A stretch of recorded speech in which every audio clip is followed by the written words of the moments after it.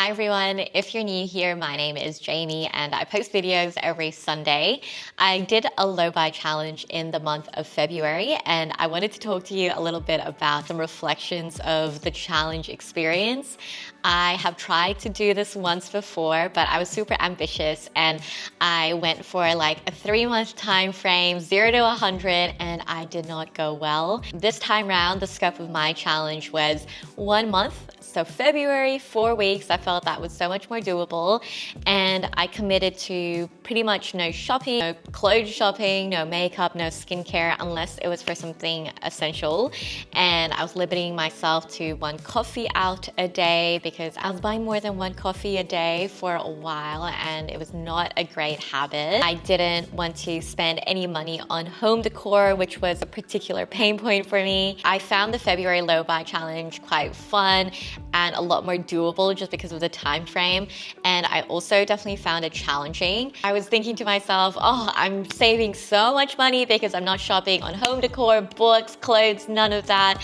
I have a little bit more wiggle room to eat out and eat really good food in the month of February. It just made me feel like I could spend more money on other areas of my life, which is not necessarily a bad thing, but I felt it kind of defeated the purpose, right? I do want to talk a little bit about the restrictive mindset though, because I feel like that was the biggest theme out of both low buy challenges that I've attempted and done. I think when you're going into this kind of financial challenge, it's so easy to get into the mindset of I want to spend as little as possible. For example, I need to cut my spending back by $100 this fortnight. And I honestly think that with a small mindset shift, I could have approached things differently. So for instance, I think it would have been beneficial if I thought to myself, I am going to try to save an extra, couple $100 each fortnight for my holiday fund. I know it's quite a subtle difference, but I feel like it actually goes a long way because on the one hand, this mindset is very restrictive, and on the other hand, I find that this is a lot more goal motivated and gets you to think about what is actually important to you and what you want to spend your money on. I wish from the outset of the challenge that I was a little bit more specific and thought to myself, okay, if I have a low buy challenge in February and I save X amount of dollars, what do I want to spend that money on, even if it's saving for a goal or investing. I kind of wish I had thought about that at the beginning. I understand why I didn't, because at the start I was just picking up on some spending habits that I wasn't 100% happy with. For example, spending too much money on home decor. I was kind of approaching the low buy challenge as a way of resetting my spending and getting a little bit more control over how I'm spending my money. I feel like another big takeaway from this challenge is that I really realized how much of an emotional eater I am. I know a lot of people can relate, especially if you're a foodie. I feel like when I have a bad day, what am I gonna do? I'm gonna treat myself to a nice meal and that will make me feel better. If I had a good day, I want to keep the good vibes going and celebrate and treat myself to a nice meal. I feel like this wouldn't really be an issue if cooking actually sparked joy for me. I know cooking for a lot of people is therapeutic, even a relaxing experience for some people. And I've definitely gone through my phases with cooking, but right now I'm in a phase where I don't enjoy it, especially when work has been quite stressful for me. I find that at the end of my workday, I am never thinking, oh, I'm so looking forward to cooking myself a nice meal. Because usually what happens when I am in the kitchen, I spend a lot more time cooking because I'm not very quick, and I end up with a meal that I feel like is pretty average and I spent a lot of time on it. So the whole process doesn't spark a lot of joy. I have been reflecting, and I think what I've learned from this challenge is that I don't want to just accept that I'm not a good cook, because I don't know, man, I'm thinking about like my future kids and I don't want to give them average food or, feel like it's such a burden to cook them healthy and delicious food. And I do want to get better at this skill, especially before I have kids. And I do think back to the times when I did really enjoy cooking. So for example, when I got a new recipe book, I was super motivated. When I tried out HelloFresh for the first time, that sparked like a new interest.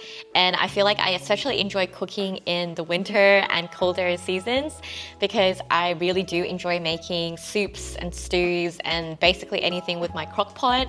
So I'm hoping that when the weather gets cooler, that will also inspire me to do more of the cooking that I actually enjoy. I want to carve out more time on my weekend, most likely the Sunday, where I actually do some meal prepping with my husband because I definitely do enjoy cooking a lot more when I'm cooking with him. Another reflection that I had from this challenge experience was the fact that I had a lot more time and mental space to think about other things when I wasn't scrolling on apps like Depop and on Facebook Marketplace.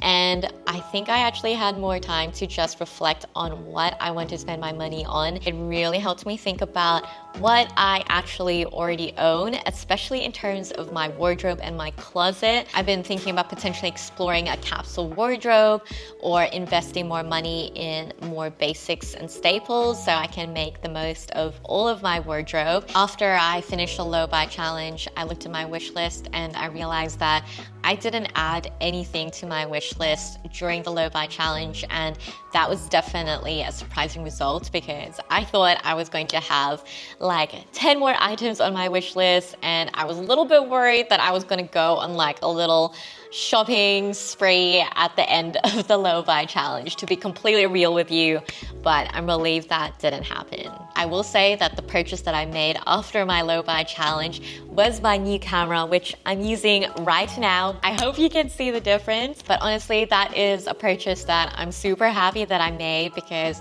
I thought about it for a long time, and it's something for my hobby and an interest that I love. I just love to create videos and I'm always trying to improve my videos. So this was a big purchase that I'm super happy with and I don't regret whatsoever. And I guess another reflection from the low buy challenge is that the money that I did end up saving from the low buy challenge compared to, for instance, the months of January and December, I am putting that money towards my upcoming holiday. So my husband and I are going to Japan and Korea, and I feel really good about the fact that I, contributed more than I expected towards my holiday fund, so I can actually spend this money on experiences, which is definitely my favorite thing to spend money on. So for instance, with the extra money that I saved, I could put towards an express pass for Universal Studios, which is something that I might not have spent my money on so readily.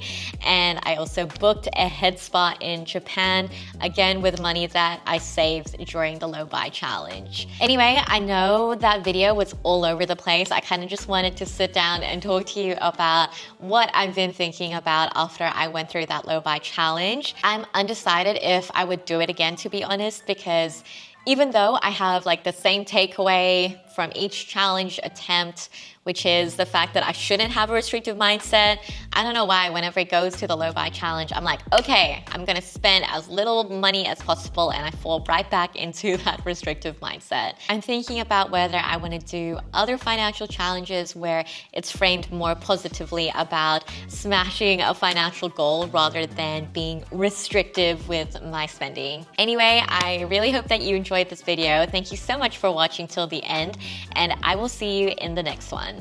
Bye!